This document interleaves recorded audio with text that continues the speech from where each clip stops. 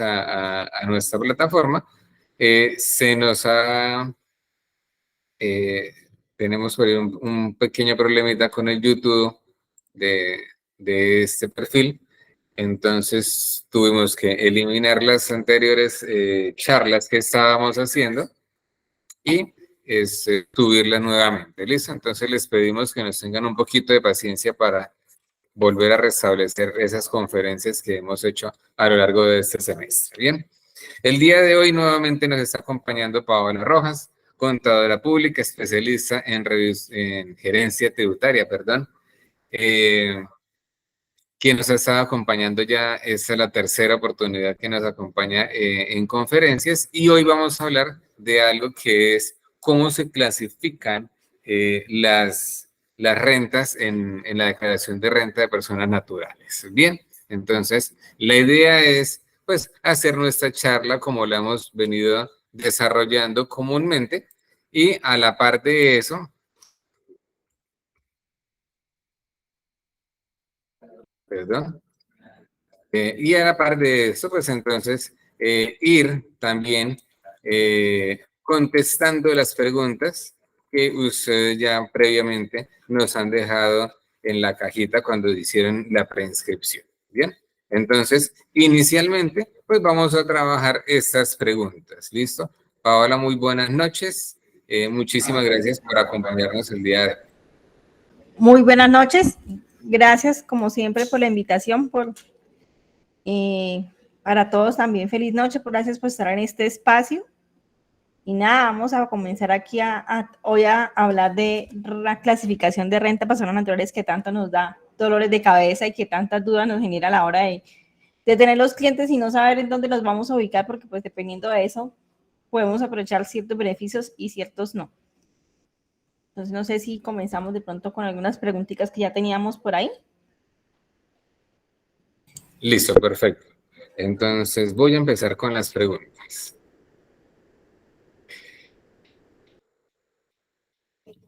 Bueno, primera pregunta. ¿Por qué los contribuyentes del régimen simple no declaran renta? Bueno, ellos, digamos que no declaran renta aquellos que ya venían en el 2022 bajo el régimen simple. ¿Por qué? Porque el régimen simple no presenta renta porque su renta se llama impuesto unificado y simple. Entonces, la renta cambia por el impuesto simple, ya no tienen que presentar.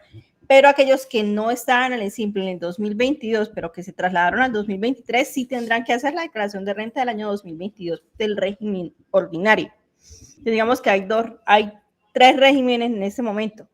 Régimen especial, que son el tema de las cesales, el régimen ordinario, que es donde estamos la gran mayoría, y el régimen simple, que es un nuevo régimen que surgió a partir del 2019 aproximadamente.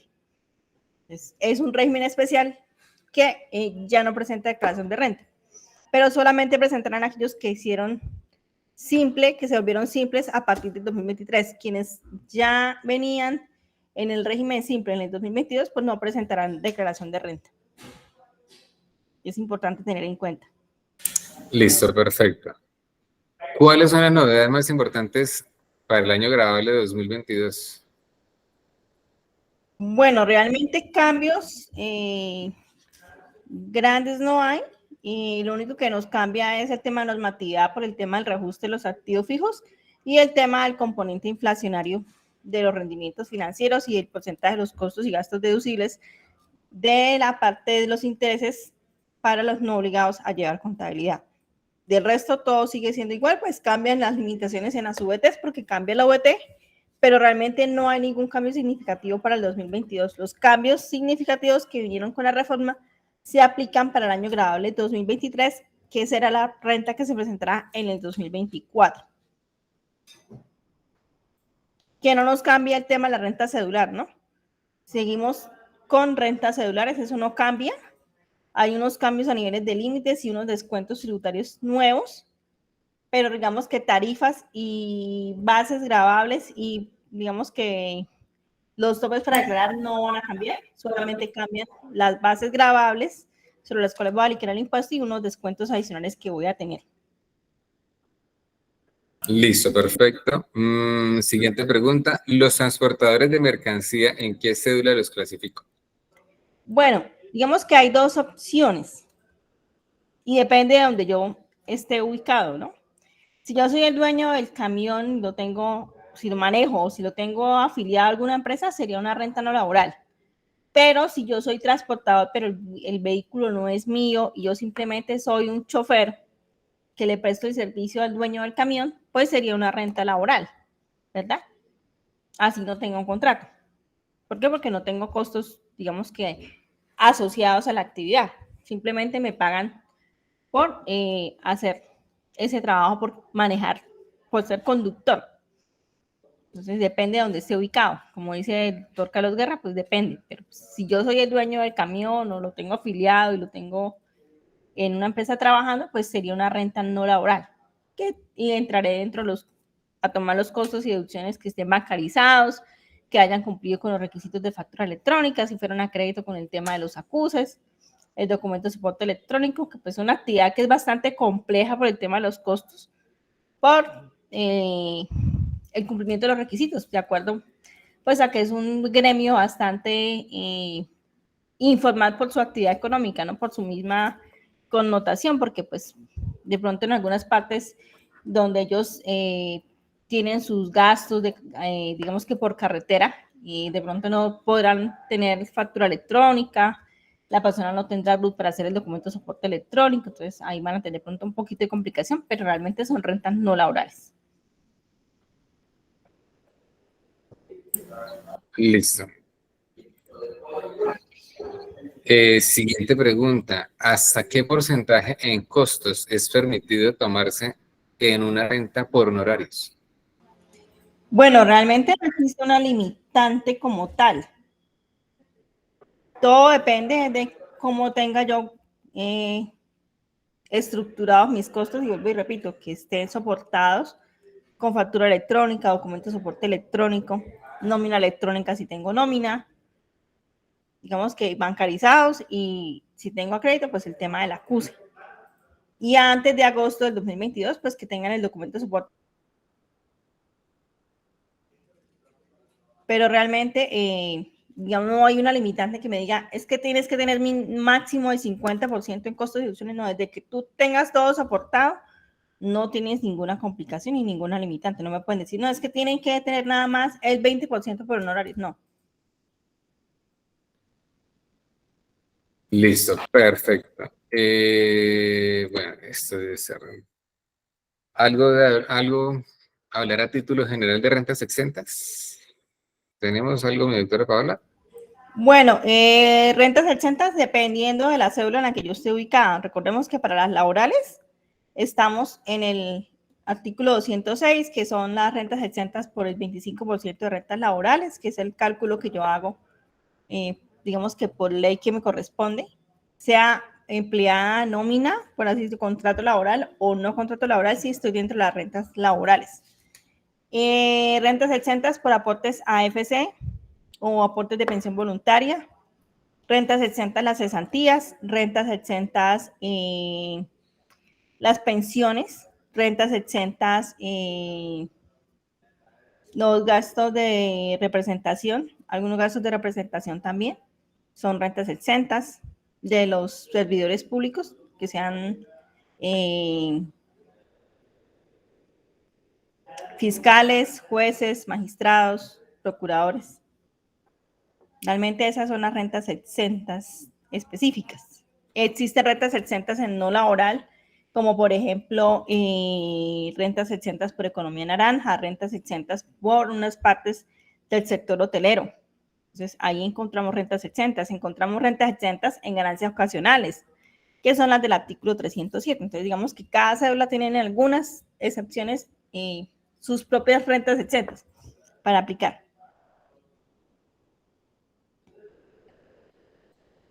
Listo, perfecto. ¿Qué hacer con los pensionados que trabajan con contrato por prestación de servicios u honorarios? Bueno, ¿qué hacer? No sé a qué se refiere la pregunta. Si me preguntas que cómo de pronto ubicarlos, pues ellos tienen su renta de pensión, su pensión que reciben, y adicional tienen los honorarios, tendrás que revisar si esos honorarios estuvieron sujetos a la retención del 383 o si estuvieron sujetos a la retención del 10% que entraría en la cédula de honorarios. Si no fueron al 10%, entrarían en la cédula de la renta laboral, que fueron sometidos al 383 y no tendrán derecho a descontar costos ni gastos. Solamente descontarán las rentas exentas, incluida la del 25%. Si se van por honorarios, pues no podrán descontar la del 25% y descontarán sus costos y gastos asociados a esos honorarios. Pero podemos tener, digamos que un pensionado que tenga salarios, que tenga rentas de capital, que tenga renta no laboral, y eso no, digamos que no hay ningún inconveniente en eso. Ni vamos a decir que solamente contamos los ingresos de una y no de la otra, no. Contamos los ingresos de todos para cumplir con el requisito de ingresos, con el requisito de consignaciones, y pues debemos especificar cada cédula y revisar por aparte el tema de las deducciones. Perfecto, listo. Continuamos. ¿Cómo se clasifican los pagos por Bitcoin? Bueno, el tema de las Bitcoin, de las criptomonedas, está especificado como una renta no laboral, siempre y cuando yo no haya tenido esa posesión de esos Bitcoins o esos activos, esas monedas digitales, por más de 2 años. Si fueron poseídas por más de 2 años, yo debo declararlas como una ganancia ocasional. Funcionan igual que los activos fijos. Si no tienen posesión por más de 2 años, tengo una renta no laboral. Si es más de 2 años, una ganancia ocasional. ¿Por qué? Porque son unos intangibles. Entonces, pues se da el manejo exacto como el tema de los activos fijos. Listo. Este es muy puntual. ¿Cuántas cédulas se manejan para la declaración de renta 2022? Bueno, tenemos una cédula general. Vamos a mirar por acá. Me confirman si ven por acá. Ah, bueno, esta es la primera diapositiva. Ah, no, vas a mostrar el formulario, ¿sí? Tenemos esta cédula, que es la cédula general. Dejamos de presentar, doctora Paola.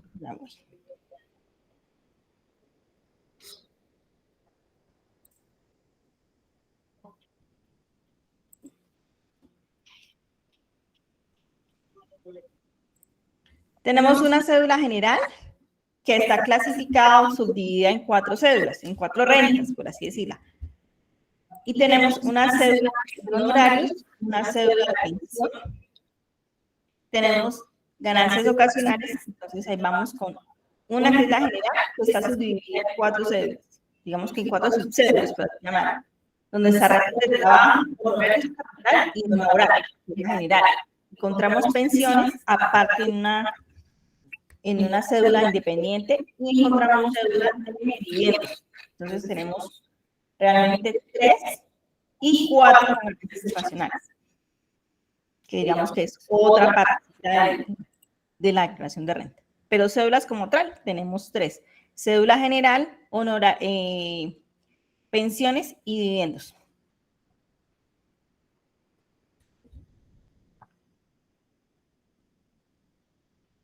Ahí ya me escuchan sin eco. Me están diciendo varias personas que tengo eco. ¿Me confirman si tengo eco? Ya se escucha bien. Listo, perfecto, gracias. El eco suena es cuando habla la doctora. Ah, listo, perfecto. Entonces debo cerrar el micrófono yo.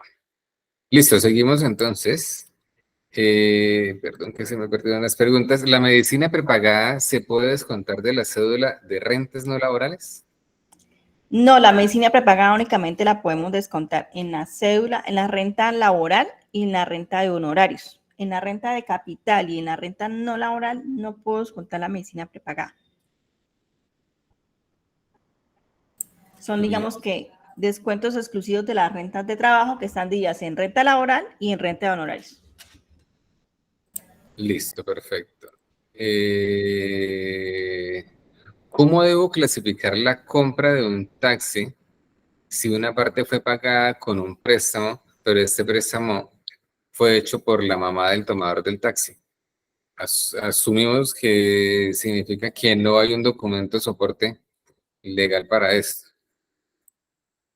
Bueno, ayer hablábamos precisamente de esto, del tema de un pasivo como un pasivo presunto, no recuerdo el término exacto, pero se puede evidenciar mediante, como no hay un documento con fecha cierta, notariado al 31 de diciembre, que te diga que tú le debes la plata a la mamá, entonces vas a tener un pasivo y que se puede soportar o se puede, digamos, que justificar mediante la consignación de ese crédito a nombre, o sea, que tú puedas evidenciar que ese crédito no es, tú le debes supuestamente esa plata a ella porque el crédito salió a nombre de otra persona, pero que efectivamente se debe la plata. ¿Con qué se puede evidenciar? Pues con el desembolso, pero que efectivamente ese desembolso haya entrado, digamos, que a mi cuenta para poder hacer el pago del vehículo que quedó a nombre mío. Listo. Y ese vehículo, perdón, ese vehículo entraría pues dentro de un activo, ¿no? A nombre de la persona que haya quedado en la tarjeta de propiedad. Ahí es importante saber, bueno, en este caso es porque asumimos que es un taxi que está con la persona residente aquí. Ayer hablábamos del tema de la no residencia cuando envían dineros, ¿sí? Y es importante saber a quién le queda el taxi, si a la persona que está recibiendo el dinero acá o a la persona que está allá en el extranjero. Bueno, Bueno, yo entendí que era que la plata era de la mamá, pero no sé si era que la señora mandaba plata, bueno, no sé. Que el crédito va a listo. salir a nombre de ¿Cómo? otra persona. Vale. ¿Cómo tratar las cesantías anteriores al año 2017 y posteriores? Bueno, para las cesantías, muy buena pregunta. Digamos que existen dos cortes. 2017 hacia atrás, o sea, 17, 16, perdón, 16, 15, 14, etcétera, etcétera, etcétera. Y 17 en adelante. ¿Qué pasa con el 2017 en adelante hasta el día de hoy? Que desde esa época en los certificados de ingresos y retenciones hemos venido reportando las cesantías que se han ido consignando al fondo. Entonces, por ende, ya no tenemos que volverlas a reportar cuando se retiran como cesantías. Las estamos reportando en los ingresos a medida que nos las van certificando en el 2020 y las vamos incluyendo en nuestra declaración de renta a partir del 2017. ¿Qué pasa del 2017 hacia atrás? Que en ese entonces las cesantías no se estaban certificando en los certificados de ingresos y retenciones. Por ende, nunca se declararon como ingreso, nunca pasaron por el ingreso. Entonces, ¿qué pasa? Al realizar el retiro de esas cesantías anteriores al 2017, debo incluirlas como un ingreso en mi declaración de renta, que obviamente van a tener un tema de tratamiento de renta exenta y pues de acuerdo al promedio tendrán un porcentaje exento, pero entran dentro del conteo de los ingresos del contribuyente, si fueron anteriores al 2017. ¿Qué pasa? Que esas tampoco, digamos que se habían declarado en ninguna parte. Entonces, por eso se tienen que declarar como ingreso. Ya las de 2017 no, porque ya las hemos venido en adelante, hemos declarado el ingreso en la declaración de renta como un ingreso por rentas laborales. Entonces, ese retiro ya no es necesario volver a declararlo como ingreso porque ya pasó. En el momento de la consignación ya me lo certificaron como un ingreso. Cuando me lo consignaron al fondo, la empresa ya me colocó en la casillita del formulario de ingresos y retenciones que a mí había pagado por concepto de cesantías X valor. Entonces yo ya lo incluí en mi declaración de renta como ingreso. Entonces por eso no debo incluirla las de 2017 en adelante. Hacia atrás sí, porque nunca estuvieron, digamos que, declaradas en el ingreso. Listo, continuamos acá. ¿Cómo saber si los no residentes en Colombia deben declarar? Bueno, esa es una pregunta. De hecho, ayer hablamos 2 horas de ese tema. Sí, So, debemos es, revisar el artículo 10 del Estatuto Tributario que nos habla de los residentes, de los no residentes, en qué momento no deben declarar, porque deben saber si para efectos, digamos que la DIAN fueron o no residentes o no. Entonces, de esa manera nos podemos revisar si no deben declarar, si no tienen patrimonio poseído en Colombia, si no tienen, digamos que familiares acá en Colombia, o si no estuvieron el tiempo de permanencia exigido de los 183 días continuos o discontinuos dentro del mismo año, que se hayan cumplido dentro del año gravable, dentro del año fiscal que voy a declarar. Listo, esta es bastante curiosa. Un pago de auxilio total de vida, ¿en qué cédula va? Un auxilio total de vida es una indemnización por algún seguro, ¿verdad? No sé si alguien nos puede confirmar acá si está la persona.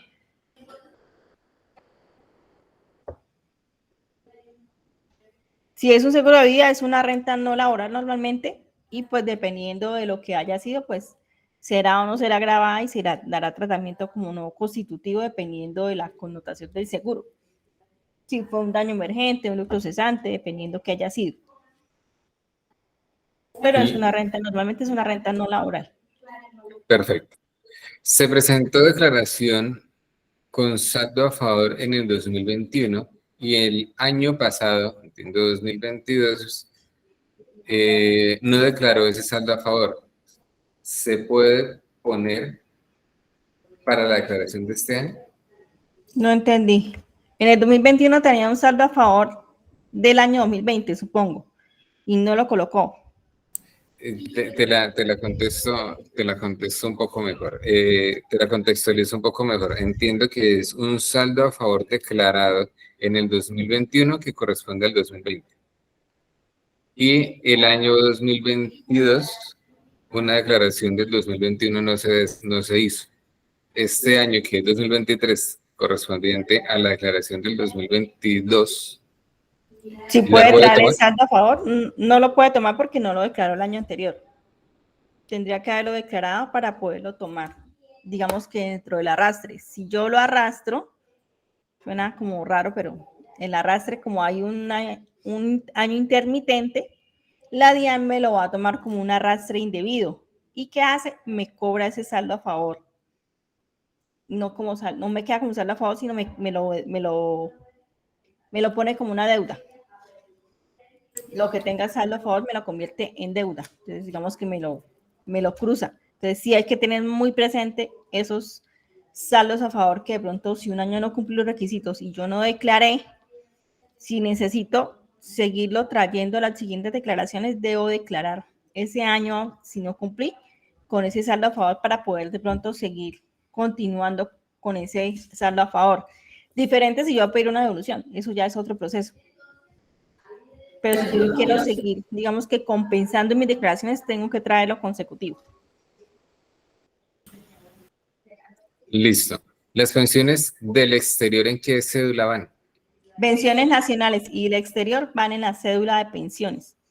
Las pensiones del exterior hasta el 2022 están grabadas con renta. Las únicas que no son grabadas son las pensiones nacionales. Listo. ¿Cómo se declaran los honorarios cuando se contrata a más de 2 trabajadores y se tiene derecho a la deducción de dependientes, medicina prepagada y el 25% de exentas?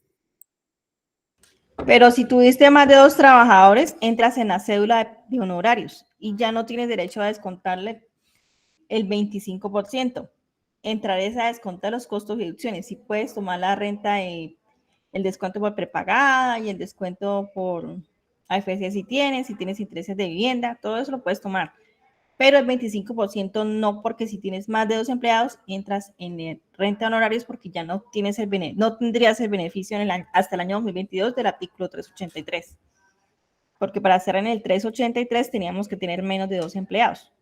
Si ya tienes más de 2 empleados o tienes 2 o más, entras en renta de honorarios y ya no puedes tomar el 25% porque vas a tener derecho a descontar tus costos y gastos más las rentas exentas, excepto el 25%.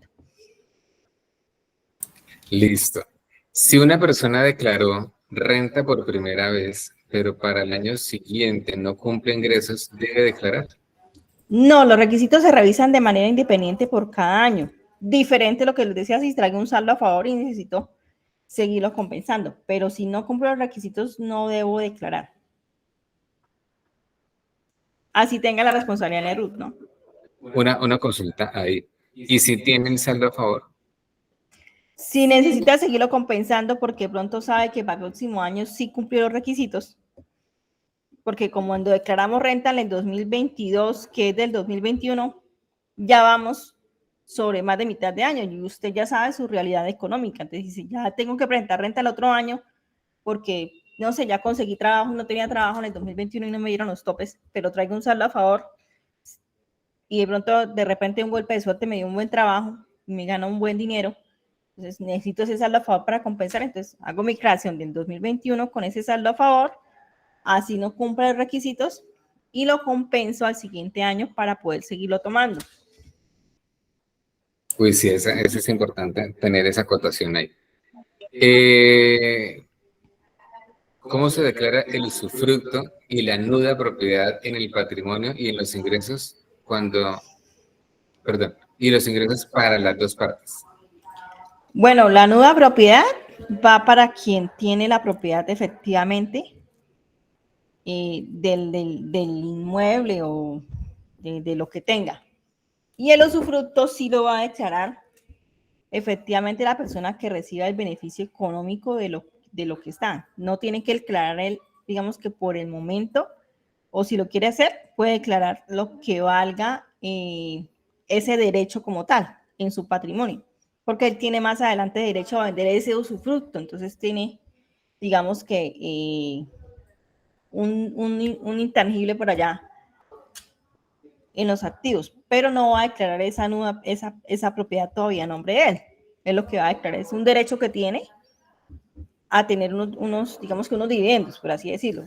Va a recibir unas utilidades. Y las utilidades y lo que tenga genere ingresos, por ejemplo, un arriendo, pues lo declarará en rentas de capital, porque serán arriendos. Pero pues la nueva propiedad sí será en cabeza de quien tenga la posesión del inmueble, o bueno, del bien.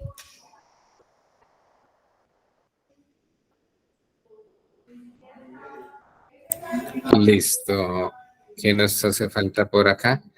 ¿Cómo le puedo dar manejo a una ganancia ocasional de una persona que no tiene residencia en el país y de la cual no hay mucho que descontarle? ¿Qué otro tipo de descuento se le puede aplicar? Bueno, pero las ganancias ocasionales solamente puedo revisar el artículo 307 y el costo que haya tenido declarado el año anterior. No puedo, o los costos asociados, no sé, si fue una venta de un inmueble y tenía declarado y aparte de todo le dice, no sé, tuvo que pagarle, no sé, a un abogado unos honorarios para la venta o tuvo que apoyarse en otras personas para dar una comisión para la venta del activo, no sé. Y apoyarse en el artículo 307, que es el de las ganancias ocasionales exentas para el 2022, porque para el 2023 cambiaron los topes y bajaron un poco. Se recuerda, ganancias ocasionales no solamente la venta de un activo, sino el tema de las criptomonedas también. Entra los gananciales, que son cuando yo me divorcio y me queda una plata a mí, lo que me asignan por la porción conyugal, o el que me asignan por ganancial, que es el que ya decide mi expareja dejarme, digamos que por voluntad propia. Está el tema de las herencias y donaciones en vida. Herencia es cuando ya la persona fallece, que son las sucesiones, y la donación, digamos que se hace en vida porque él decide dejarle sus bienes y trasladarle sus bienes en vida a alguien o hacer de pronto, no sé, le dio por decir que va a comprar una casa pero no la quiere dejar a nombre de él sino a nombre de la esposa, entonces pues ya le toca decir que es una donación porque se la entregó fue a ella. Bien, ya terminamos las preguntas que teníamos en la caja de preguntas de las personas que se preinscribieron, pero tengo otras aquí en el chat y ya. Con eso concluimos esta sesión de preguntas. Si hay un cliente,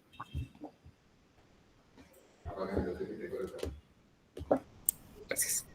Si hay un cliente que no ha realizado los acuses de recibos, ¿qué se puede hacer para hacer deducibles?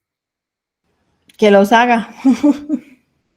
Sí, tiene que hacerlos para que se los pueda tomar deducibles y pues digamos que por ahora puede hacerlo antes de que haga la declaración de renta. Listo. Un profesor independiente que presta servicio, creo que es un profesor, no sé si es un profesor o un profesional. Dice un prof independiente que presta servicios médicos puede distribuir unos ingresos en la renta de trabajo y otros en la renta asumo que es honorarios, y servicios aplicando en cada uno lo correspondiente. Depende, dijo Carlos Guerra, también depende cómo le hayan declarado esos honorarios en la exógena, porque muy seguramente aparecerán en honorarios, pero sujetos al 383, entonces le toca irse por renta laboral.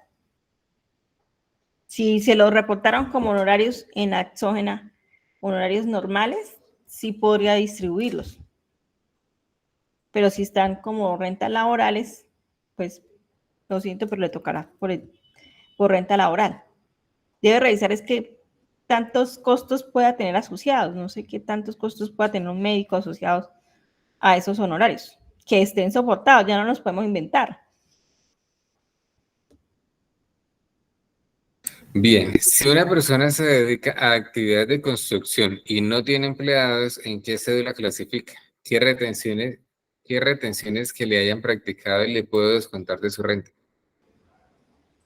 Pues si es constructor, no significa que porque no tiene nómina, entonces él se puede ir por allá por el 383. Eso es si yo soy un arquitecto. Pero si soy un servicio de construcción, me voy por una renta no laboral y pues tendré derecho a mis costos y gastos deducibles, que serán todos los elementos que yo compré para la construcción. No tendré mano de obra, pero pues tengo, digamos que todos los soportes de las facturas electrónicas del cemento, de todo lo que compré, concreto, tornillos, chazos. Si es una obra que estoy haciendo, pues toda la carpintería, toda la perfilería, todo el tema de la vidrería, mampostería, todo, el enchape, todo eso entraría dentro de mis costos, siempre y cuando tenga factura electrónica. Si es obligado a llevar contabilidad, obviamente tienen que tener el tema de los acuses y tienen que tener el tema de la bancarización. Y en caso de las retenciones, Las retenciones que la hayan practicado por contratos de construcción, que será el 2%, supongo yo, que será lo que tendrá. bien, si una persona en el 2021 obtiene un 33% de un lote producto de una herencia y en el 2022 decide regalársela con papeles a un tío, ¿cómo la llevaría? La recibe en el 2021, ¿verdad? Entendí. Sí, señora. Entonces, en el 2021 la declaró como una ganancia ocasional por herencias. Ya ese momento, ese 33, quedó en el patrimonio. Entonces, él decide regalarla, pero cuando uno hace donaciones, eso es digamos que una donación a título gratuito. Entonces, para mí sería una renta no laboral y pues tiene el costo allá en el patrimonio, pues entraría renta no laboral, tendría un costo, tendría el costo asociado, sería el mismo, entre comillas, el mismo valor. Porque si hace una donación, no puede ser una donación porque él no está dando eso a una persona del régimen especial, por así decirlo. Entonces, no es algo que él pueda descontar. Entonces, para mí sería una renta no laboral. Para quien recibe eso a título gratuito, sí sería una ganancia ocasional por una donación. Y sería una renta no laboral porque sería menos de 2 años que lo tuvo. Y al mismo costo, pues tendría, digamos que una renta líquida de 0 posiblemente. Listo. Si una persona, perdón, esa ya la leí. Si un cliente a la fecha no ha generado nómina electrónica y tuvo en el 2022 empleados, ¿qué debe hacer? Que la realice, pero pues si ahí sí se acoge al tema de las sanciones, o sea, se expone, pero pues tiene que hacerla para poderse tomar la nómina como deducible. Pero pues se expone la sanción por no enviar la información de la nómina a tiempo. La última. Si tengo residencia en otro país, ¿tengo que presentar el formulario 160? Solo si eres, ojo, el tema de activos en el exterior solamente es para los que son nacionales y declaran renta. Entonces, activos en el exterior no es para no residentes en Colombia, porque los no residentes solo declaran el patrimonio que tienen en Colombia. Si usted es residente, sí declara lo que tiene en Colombia y en el exterior. Entonces, el 160 solamente es para residentes declarantes.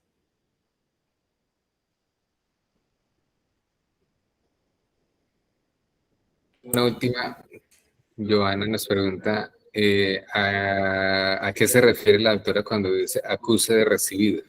Bueno, Joana, tú sabes que a partir del año pasado salió una nueva normatividad que debo darle, digamos, que la aceptación a las facturas, aparte de que sean electrónicas, debo hacer un proceso adicional con las facturas que son a crédito. ¿Qué debo hacerle su proceso de aceptación? Digamos que unos procesos adicionales a la factura para aceptarla fiscalmente y comercialmente, legalmente, por así decirlo. Entonces, a eso se le llama acuse de recibo. Digamos que a un proceso especial a las facturas que son a crédito, para decir que efectivamente la factura yo la recibí y que efectivamente está bien y que recibí la mercancía. Y que está, digamos que todo correcto.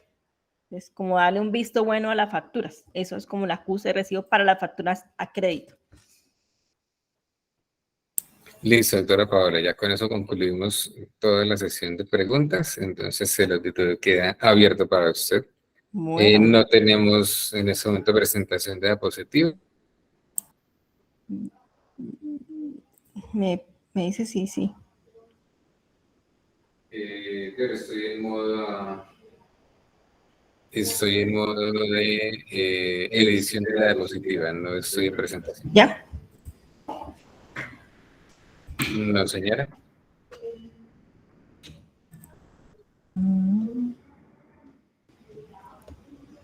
No, estamos todavía. Les pedimos disculpas el día de hoy, si se dan cuenta estamos acá, tanto la doctora Paola como yo estamos en el mismo escenario, entonces por eso se nos puede generar un poquito de retorno. ¿Ya? No. Ah, espera.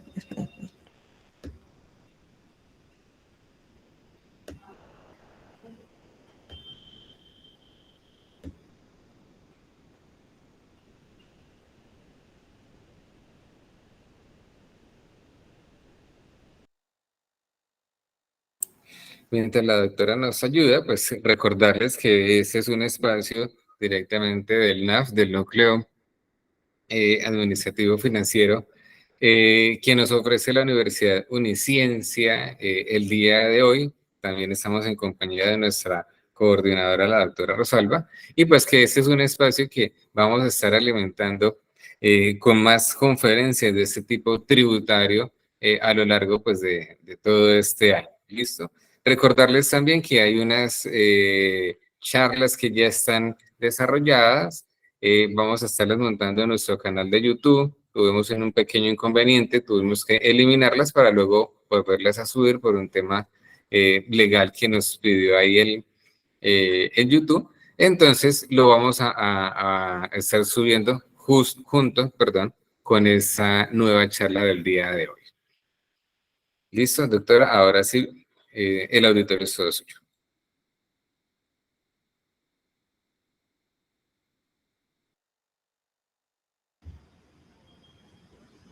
¿Listo? Sí. Sí, señora. Bueno, digamos que vamos a empezar por los residentes que están obligados a declarar renta por el año 2022. Que a veces tenemos dudas en el tema de los topes porque decimos, no, patrimonio bruto, pero pues, ¿qué es patrimonio bruto? Patrimonio bruto superior a 171.018.000, que son 4.500 VTs. ¿Pero qué me incluye el patrimonio? Pues todos mis activos, sin importar si yo los debo. A veces me preguntan, pero es que Paola, es que yo tengo la casa y tengo un carro, y resulta, y tengo un lote, una finca, y yo todos los tengo con deuda. Yo debo todo lo que tengo y tengo hasta más. No me interesa. Patrimonio bruto es antes de deudas. Entonces, todo lo que tengo, todos mis activos, llámese casa, carro, inversiones en la bolsa, en CDTs, en títulos de capitalización, en seguros, que tenga yo por allá pólizas de seguros de estudio para mis hijos, pólizas por allá de viajes, tenga esas acciones que yo compro en las más famosos on vacation de Cameron, eso entra dentro de mis activos para que tengan presente aquellos que compran esas becas y todos esos planes vacacionales y el círculo de viajes, todo eso entra en mis activos. ¿Qué más entra en mis activos de mi patrimonio? Tengo también aquellas cuotas, digamos que, o partes que voy pagando de la cuota inicial para un apartamento. Llámese que yo las esté consignando en una fiducia o que las consigne directamente a una constructora o se las consigne directamente al dueño de la torre que me están vendiendo, porque pues, no solamente es constructora, sino recordemos que hay constructores particulares. Entonces, digamos que esos anticipos que yo estoy entregando para la cuota inicial de un apartamento entran dentro de mis activos como una cuenta por cobrar a esa persona. Entra, pues obviamente todo lo que yo tengo en mis activos sean del negocio. Si tengo un negocio a nombre de persona natural, pues todo mi inventario, todos mis activos, llámese computadores, llámese mobiliario, llámese máquinas. Por ejemplo, tengo un supermercado y está a nombre de Paola. Pues todos los computadores, todas las máquinas registradoras, todo ese inventario, todo ese mobiliario está a nombre de Paola y pues entra dentro de los activos como tal. Y todos los pasivos ya entran también, digamos que a declararse, pero no hacen parte de uno de los requisitos. A veces me preguntan, es que Paola, yo tengo unos pasivos de tanto, pero no cumple el requisito del patrimonio bruto, que son mis activos. Pues ese no lo cumple. No cumplo por mis pasivos. A mí no me miden. La obligación de declarar renta no recae sobre mis pasivos, que muy seguramente esos pasivos están ligados a algún movimiento bancario o están ligados a un activo. Ya pues será diferente porque yo entro a revisar es el activo o los ingresos o las compras o los consumos o las consignaciones bancarias. ¿Que tengo unos ingresos brutos? Resulta que yo soy pensionado y aparte tengo unas rentas por honorarios, como me decían por ahí, pues la suma de las dos entran para cumplir el requisito de los ingresos que sean iguales o superiores a 53.206.000. Yo puedo ser empleada y tener un negocio, un local comercial, no sea de zapatos, que está a nombre de Paola, un emprendimiento. Puedo vender huevos si quiero y resulta que por esa venta de huevos se las vendo a alguna empresa y me reportan. Tengo que hacer factura electrónica. Aquí en el tema de los ingresos no importa si mis ingresos son facturados electrónicamente o no, porque recordemos que ya existe algo que se llama documento de soporte electrónico, ya me están reportando la DIAN aquellas compras que yo no le hago con factura electrónica. ¿Qué son ingresos brutos? Aquellos también que tengo por actividades, así sean de salarios. Si soy empleada, tengo que declarar. Si soy pensionada, tengo que declarar. Si tengo ingresos por arrendamientos, tengo que declarar. Si me llegó una pensión que no era mía porque mi esposo se murió y me quedó asignada esa pensión a mí. Eso es un ingreso, pero por pensión, ¿verdad? Aparte de que yo pronto soy empleada. Tengo un ingreso que no es ingreso, por así decirlo, porque pues no fue una actividad como tal económica que yo desarrollé, pero un ingreso es un retiro de una cuenta de AFC o una cuenta de ahorro de pensión voluntaria. Eso es un ingreso, que ya sabemos que en el 2021 llegaron algunos requerimientos por ese tema, por no haber declarado esos ingresos. Un ingreso, una venta de un inmueble, una venta de un activo fijo, un carro, una vivienda, un lote, eso es un ingreso. Que sea una ganancia coseanual, que yo la clasifique como ganancia coseanual no significa que no entra dentro del conteo de mis ingresos brutos. Ingreso. Recordemos que les decía, el tema de recibir una herencia, para mí es una ganancia ocasional y es un ingreso. Una indemnización es un ingreso. Todos esos son ingresos y hacen parte del conteo que yo tengo que tener en cuenta para declarar. Entonces son cositas que a veces de pronto no vemos, perdón, por ahí, pero porque no las tenemos en cuenta como ingresos, porque no que de pronto no recibimos el efectivo o la consignación por la transacción, pero sí finalmente es un ingreso. Tenemos consumos con tarjetas de crédito o compras. Aquí las compras son de todo. Les cuento que son compras de absolutamente todo. Paola, es que yo me compré un carro de 60 millones, me compré una camioneta de 100 millones, eso no es una compra, Paola, eso es un activo fijo. Pues obvio, es un activo porque entra a mi patrimonio, pero entra dentro del conteo de las compras, porque es una compra. Yo estoy comprando una camioneta, estoy comprando un activo fijo porque me hicieron, ya terminé de pagar la cuota inicial y me escrituraron el apartamento y tengo un pasivo. Pero ¿qué hice? Compré un apartamento en el año 2022 porque ya me lo escrituraron. Entonces, eso es una compra. Que a veces las personas dicen, no, es que yo no saqué la plata y no fue una compra porque es que no fue una compra de una mercancía. A veces asociamos solo las compras al tema de una actividad comercial y pues resulta que no. Que las compras no fueron para mí, Paola, no me interesa. Que me fui para el éxito y compré televisores para ir a vender, hacerle el favor, no sé, a algún amigo que tiene un negocio y fui, esos que ustedes ven que se hacen, que van por 3 días al éxito a comprar de a 3 televisores para venir a vender a San Andresito con la tarjeta de crédito, porque la prestan para poder acceder a los descuentos. Pues eso entra dentro de mis consumos de tarjeta de crédito sin importar si fueron o no fueron para mí. Que compré un viaje y resulta que compré para mí, para mi papá, para mi hermana, para mi sobrino, y me costó 60 millones de pesos todo eso que compré consumo en tarjeta de crédito. Pues entra como compras y entra como consumo de tarjeta de crédito. Entonces, entra con alguna de las dos. Entonces, entra a cumplir el requisito de los 53.206.000. Consignaciones bancarias. Ojo con esto. No me interesa de qué fueron mis consignaciones. Si fue que mi papá se ganó la lotería, entonces dijeron que me la consignaban a mi cuenta. Se la pagaron a él, pero la consignó a mi cuenta, pues entra como consignación. Ah, que es que Paola, que es que los clientes me consignan para que yo pague la seguridad social. Eso entra como consignación, así la plata no sea mía.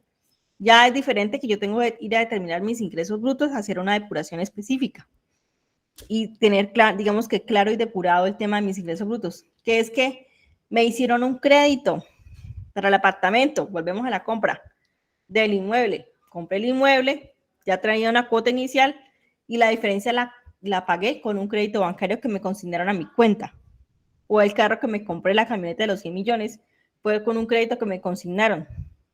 Obviamente, si encontró mi cuenta, cuentamos como consignación, que me hicieron un crédito libre de inversión y yo lo desembolsé a la cuenta. Consignaciones, Nequi, Aviplata, ahorro a la mano, son consignaciones y entran dentro del conteo. ¿Qué más entra como consignación? Aquellos que tienen establecimientos de comercio con datáfonos. Esos ingresos por datáfonos entran como consignaciones, que sabemos que vamos a un restaurante, pero existen 3 cajas y 3 cajas están a nombre de 3 personas distintas por el datáfono, porque pues esos establecimientos, digamos, que los manejan de esa manera. Entonces, ¿qué pasa? Cada uno tendrá que revisar si cumple con el tope de las consignaciones bancarias. ¿Por qué? Por esas entradas del dinero por datáfono. Que me consignaron el sueldo, que me consignan la pensión, que le consignaron a mi tío, a mi hermano, a mi cuenta. Todo entra por ahí. Entra a contar como consignación bancaria. No sé, me consignaron una indemnización, también entra como una consignación bancaria. El salario, la pensión, la venta de una casa, me la consignaron. Entra como consignación bancaria y entra a revisar dentro del requisito. No solamente que si yo soy empleada me consignan mi sueldo, o si yo tengo un negocio y me están consignando los clientes con transferencia, o si yo consigné el efectivo que tenía del día, eso entra como una consignación normal. Vamos que eso no tiene ninguna diferenciación, entonces para que tengamos presente. Duditas de esos requisitos. Los oigo por acá si tienen dudas. No, tengo 2 apreciaciones. Primero, la doctora Nubia nos dice que no hay videos no hay videos colgados en este momento en el canal de YouTube. Efectivamente no hay, como por lo que yo les decía. Habíamos subido los videos, pero no estaban legalizados, digámoslo así, por el canal de YouTube. Nos los hicieron eliminar y los estamos volviendo a subir. Por eso es que, como se lo decía al inicio, por eso es que no hay. Entonces, ya cuando terminemos esta jornada, yo creo que en un par de días ya tenemos los 3 eventos que ya hemos hecho. Bien, Ese es el motivo por el cual no hay videos y ya lo habíamos mencionado anteriormente. La doctora Zaida nos dice, si se tiene una deuda con un banco, pero el seguro de esa cuenta paga la deuda, ¿cómo se lleva ese ingreso? ¿Es exento o no? Bueno,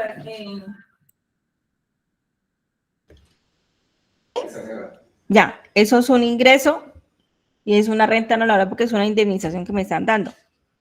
Que me esté pagando la deuda no me interesa, digamos, y entraré yo a revisar si es un lucro cesante o es un daño emergente por lo que me están pagando. Pero eso es un ingreso y es una renta no laboral. Que si me condonaran la deuda es diferente porque eso es un ingreso y es un ingreso no constitutivo de renta si es una deuda del ICETEX. Pero si es una deuda normal que me condona un banco, entra como un ingreso también y es grabado. Entonces digamos que sería una indemnización y estaría grabada, sería una renta no laboral.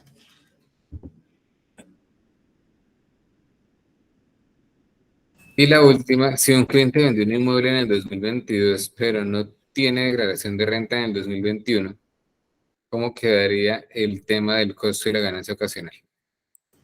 Tendría que revisar cuál sería el costo, establecer el costo, dependiendo de cuánto fue el monto por la venta, pues, y revisar cuál sería el costo fiscal, porque tendría que ir a determinar si es obligado o no llevar contabilidad.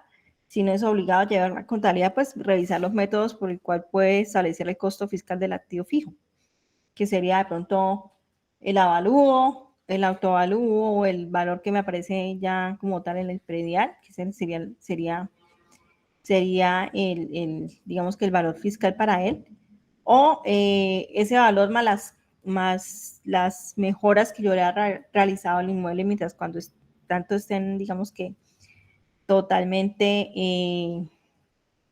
soportadas, o el valor de compra más el reajuste fiscal año a año, dependiendo del año de adquisición. Todos los años sale un porcentaje para el tema de aplicar el reajuste fiscal.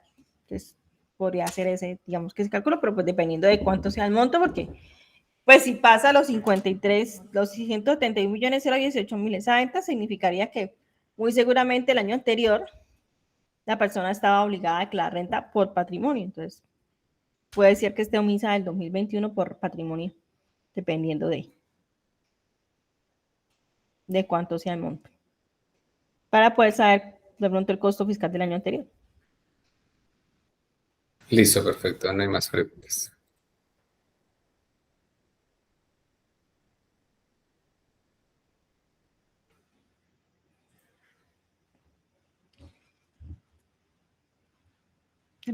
¿Sigue ahí? Sí. Bueno, las cédulas. Entonces yo les decía, existe una cédula general donde hay 4 subcédulas, que son las rentas de trabajo, honorarios, capital y no laborales, que ya digamos que hablamos un poquito de cada una. Pensiones de jubilación, de vejez, sobrevivientes, las pensiones de la policía. Encontramos adicionalmente las devoluciones de saldos de pensión, aquellos que no alcanzan a pensionarse, pero que les devuelven ese dinero mediante un bono pensional, que se llama bono pensional. Esa devolución de saldos pensionales es una renta pensión. Encontramos la renta no laboral, donde está también algunas indemnizaciones. Encontramos algunas pensiones por invalidez, que son las de los riesgos laborales, que son como una indemnización, pero es una pensión que le queda, digamos, que a la persona por alguna invalidez. Está la de dividendos y participaciones, que esa es el dinero que yo recibí de los excedentes de las empresas, sociedades nacionales y extranjeras, y ellos están, ¿no?, digamos que sometidas también a una tabla diferente a la cédula general. Tenemos ganancias ocasionales, digamos que esas son las cédulas que existen como tal. ¿Y cómo se dividen? Están las rentas de capital, que son, digamos que todas las que yo les decía, aquellas recibidas por arrendamientos, por alquiler de vehículos, ahorita que está de moda de pronto hacer alquileres por ahí el Minbi, hacer de pronto alquiler de vehículos, que de pronto yo lo tengo alquilado a alguien y ese alguien hace Uber, pero pues yo lo que estoy recibiendo es un alquiler. decido alquilar un espacio en la oficina, entonces eso es un arrendamiento. El tema de los rendimientos financieros, el tema de las regalías también es una renta de capital, aquellos que también reciben dineros regalías por el tema de la monetización en YouTube, que están de moda los famosos youtubers, que ellos reciben dinero por que están monetizando sus redes sociales, entran como rentas, digamos que de capital. Tenemos renta no laboral, que ya son todas las actividades comerciales, hotelería, construcción, servicios que ya están sometidos a costos y gastos que no son honorarios como tal, sino ya, por ejemplo, un servicio de transporte, un servicio, por ejemplo, de mantenimiento, un servicio de hotelería, un servicio de restaurante, entran en una renta no laboral, construcción, transporte, hotelería, comercio, bares, restaurantes, agropecuarios, agrícolas, no sé qué otra actividad. Nosotros los contadores podemos estar en renta laboral, todos los, digamos que los profesionales de renta laboral en laboral o en no laboral. Perdón, en laboral o en honorarios. Las no laborales son para las demás actividades que no quepan dentro de ninguna de estas tres. No laboral, pues la venta de activos fijos menores a 2 años. Igualmente el tema de las cripto que sean menores a 2 años. No sé qué más de pronto encontremos acá. Rentas de trabajo, pues todo lo que yo reciba por salarios, compensaciones, salarios de una empresa privada, de Ecopetrol, sean salarios, por ejemplo, recibidos de las fuerzas militares, de la policía, también entran dentro de las rentas de trabajo y entran dentro de los límites normales de los ingresos y obligados a declarar. No es porque ellos sean de la policía, están exentos de declarar, obviamente entran dentro del límite y si cumplen los requisitos tienen que declarar. Aquellos fiscales, magistrados, profesores de universidades públicas, todos ellos entran dentro de la cédula de trabajo, si aplican, entran a participar por todos sus ingresos y entran a cumplir el requisito, entran a declarar, son obligados a declarar. Y entrarán pues con las rentas de trabajo. No sé, alguna otra cosa que se me escape. Aquellos que reciben algunas becas también del INCETES entran como una renta no laboral y pues estarán o no estarán grabadas dependiendo de lo que reciban, pero normalmente son no constitutivas de renta en algunos casos. Pensiones, dividendos, las ganancias ocasionales, así digamos que encontramos divididos el formulario, pues encontramos una cosita que se llama ingresos no constitutivos de renta, que en la mayoría de los casos son los aportes a seguridad social que hace el empleado o la persona que sea independiente, o si soy de las dos, pues si tengo renta laboral de trabajo y tengo una renta de capital y por ambas tengo aportes a la seguridad social, pues descontaré en cada una de las cédulas pues lo correspondiente a rentas de ingresos no constitutivos de renta que sea mi seguridad social, que corresponde, digamos, que a esa actividad. Tenemos el tema de las webcam acá, ya que veo aquí el tema de las modelos webcam. Depende de donde yo me ubique. Si yo soy una persona que soy la modelo webcam, entro en una renta de trabajo. Pero ya si yo tengo a tener el estudio webcam, entro en una renta no laboral porque yo ya tengo unos costos de un arriendo, tengo una plataforma que estoy pagando, tengo arriendo, tengo luz, tengo servicios, tengo pago a las modelos. Entonces, pues ya es una renta no laboral. Si soy modelo webcam, yo simplemente utilizo una renta de trabajo. Así trabaje para una plataforma. Pero lo que simplemente yo utilizo, digamos que la diferencia entre una renta de trabajo, honorarios y no laboral es que las rentas de trabajo, la renta laboral como tal, depende única y exclusivamente casi que el 80% de mí. Yo no necesito, digamos, que nada especializado para realizarlo. Entonces, solo depende, como decía por ahí el doctor José Alfredo, que es uno de nuestros, que fue uno de nuestros maestros en la universidad, decía las rentas prestadas con el cuerpito, nunca se me olvidará. Entonces, ¿qué significa? Que pues me necesite a mí para prestarla, que sea un servicio personal. Entonces, digamos que esa es la diferencia entre una cédula, entre una renta de trabajo y una renta no laboral. Digamos que esa es la forma de determinarlo. Yo no puedo prestar un servicio de restaurante sin la cocina, sin los meseros, sin la materia prima. Diferente a que yo soy mesero y pues puedo prestar el servicio como mesero en cualquier lado sin necesidad de más nada, ¿verdad? Entonces, esa es como la diferencia. ¿Qué me incluye todas las rentas de trabajo, gastos de representación, honorarios, viáticos no reembolsables? Todas las prestaciones sociales entran dentro de las rentas de trabajo. Indemnizaciones, incapacidades que me han dado, auxilios, bonificaciones, comisiones, todo eso entra dentro de las rentas de trabajo y efectivamente pues aquellos honorarios que hayan estado sometidos a al 383. Si yo voy a imputar costos y gastos, sí me voy por unas rentas de honorarios. Rentas de capital y las rentas no laborales.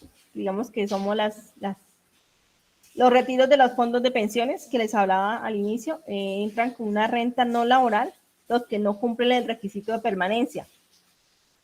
Que yo me metí en una FCI y duré 3 años ahorrando, pero necesité el dinero, pero lo pude retirar, pero como debo esperar 10 años para que pueda retirar con el beneficio, pues al retirarla sin el beneficio, eso se vuelve una renta no laboral y perdí, digamos que entre comillas, el beneficio que me gané hace 3 años como una renta exenta. Y aquí esa renta no laboral no está sometida a ningún costo ni gasto porque pues no le puedo asociar nada.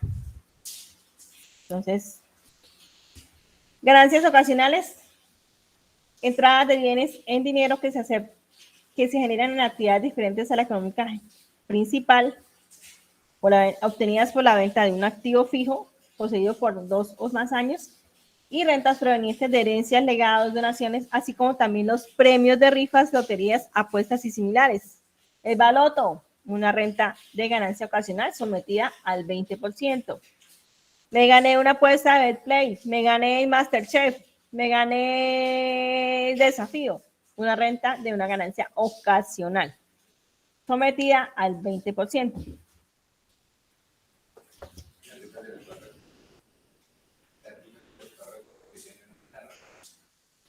También entra todo lo que me rifen, que sea una rifa o un premio que yo me gane, está sometido al 20%. Todo, sea en dinero o sea en especie.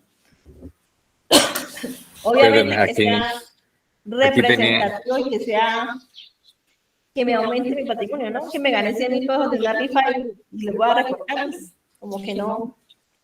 Sí, No lo estaba mencionando, tenía el audio apagado, perdón. Le estaba comentando ahorita a la doctora Paola, por ejemplo, que se volvió muy habitual el tema de los bonos solidarios de las parroquias. Entonces veo que hay parroquias que venden, que rifan una moto, que rifan un apartamento, que rifan, por ejemplo, un sueldo mensual de 2 millones de pesos. O sea, son 24 millones repartidos en 12 meses. Las emisoras que reportan, que dicen que llamen, que se ganan los servicios públicos, no sé qué, eso entra porque ellos tienen que reportar esa información. Después entra dentro de las loterías y apuestas. Y las demás entran sometidas al 10%. El calendario que encontramos que pasamos el 9 de agosto y terminamos el 19 de octubre y cómo revisamos por los 2 últimos dígitos de la cédula.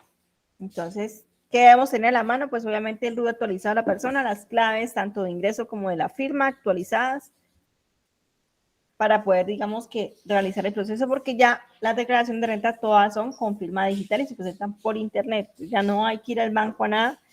A partir del año pasado ya no podemos hacer rentas por usuarios no registrados. Todos deben tener actualizados su cuenta en el portal. Muchísimas gracias.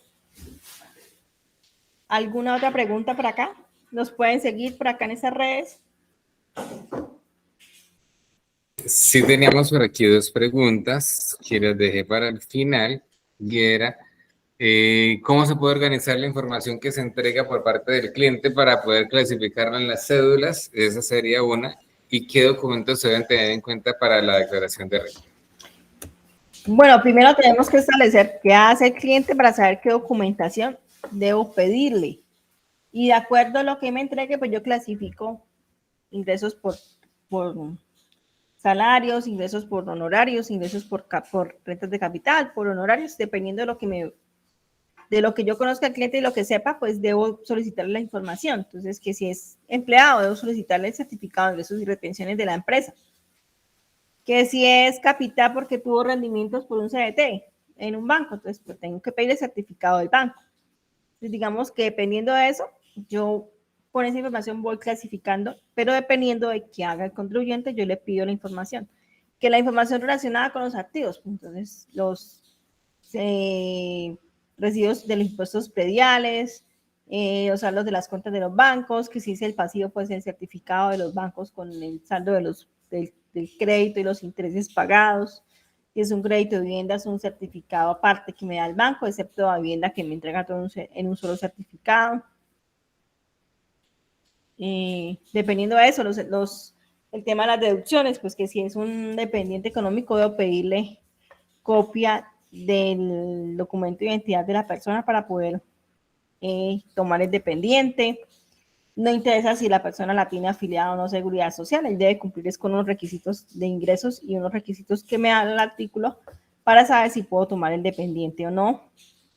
Si tiene AFC, pues el certificado de la AFC y así sucesivamente. Si es una ganancia ocasional, pues si es una venta por notaría, pues el certificado de la notaría para poder revisar y certificar que se vendió, por cuánto fue y si tiene retención en la fuente, pues el valor de la retención, igual que si tengo retenciones por rentas no laborales o las que sea, debo solicitar los certificados de retención en la fuente que le practicaron a la persona.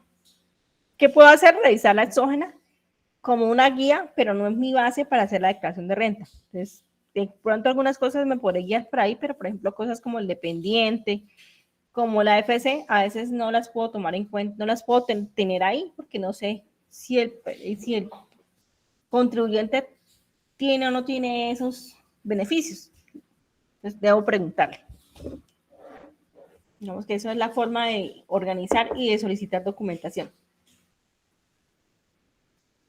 En nuestra página web, es decir, por acá nos pueden colaborar, www.conaficonsultores.co, pueden encontrar un calendario en Excel, una herramienta que aquí diseñó nuestro colega para nosotros, donde pueden encontrar, digamos que un control para el tema de los vencimientos y un control de los clientes donde pueden encontrar cuánto les van a cobrar, si ya les pagó o no les pagó, si ya tienen los documentos al día o no, para ir, digamos que alimentando esta base de datos de sus clientes para este año. Entonces, es gratuita para que la puedan descargar. Sí, hay un poquitico de publicidad política. Sí, es un material que desarrollamos aquí y que lo desarrollé básicamente yo. Entonces, está en la página de internet Conafi Consultores. Entonces, para que quien esté interesado en ese Excel, pues entonces entren en la página. Ahorita Paola les deja su información. Aquí está en el chat del Meet para que ustedes puedan consultarlo y puedan descargarlo de allí. ¿Listo? Bueno, muchísimas gracias. No siendo más, entonces me despido. Muchísimas gracias por confiar en nosotros nuevamente. Recuerden que este sigue siendo un espacio más del consultorio NAF de la Universidad Uniciencia que estamos desarrollando entre nosotros los colegas, que va a ser un espacio cada vez más recurrente para que hablemos un poco más de estos temas tributarios que nos convergen a nosotros los contadores. Muchísimas gracias y muy, muy buenas noches. Gracias. Muchas gracias, Paola.